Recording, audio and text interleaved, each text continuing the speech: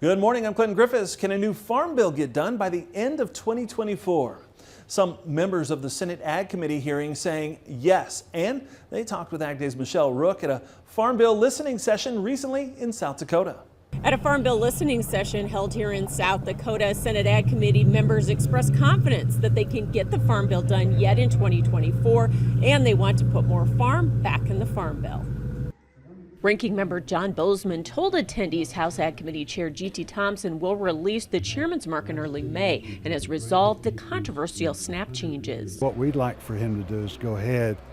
We want him to go first, and then the minority side in the Senate, what we will do is come out with a framework very shortly after that. We've pretty much got that done. The idea is just to get a farm bill done this year. Bozeman says farm bill updates are needed to reflect today's market environment and tighter margins. That's why he and North Dakota Senator John Hoeven introduced the Farmers Act to make crop insurance more affordable. And what we want to do is change crop insurance a little bit where it helps everyone more, but also is more accessible to some of the regions of the country where they're not able to use it as successfully. This is something the crop insurance industry says they support because it will replace ad hoc disaster assistance. There's been about $65 billion that's gone out for ad hoc disaster that really didn't help a lot of our producers. Senate Ag Committee member John Thune says they also need to put more farm back in the farm bill.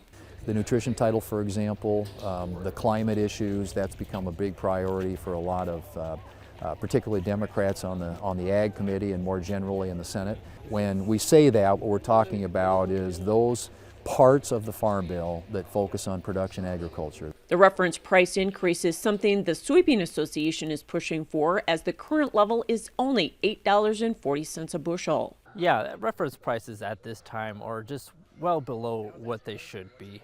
As we've seen back when we had trade wars and whatnot, and we saw a significant decrease in the price of soybeans, we never triggered a loss in terms of those reference prices. Meanwhile, state corn growers president David Ellens told the senators they also want crop insurance preserved, higher reference prices, and updated base acres. Those base acres are based off data from what our grandpas used to plant.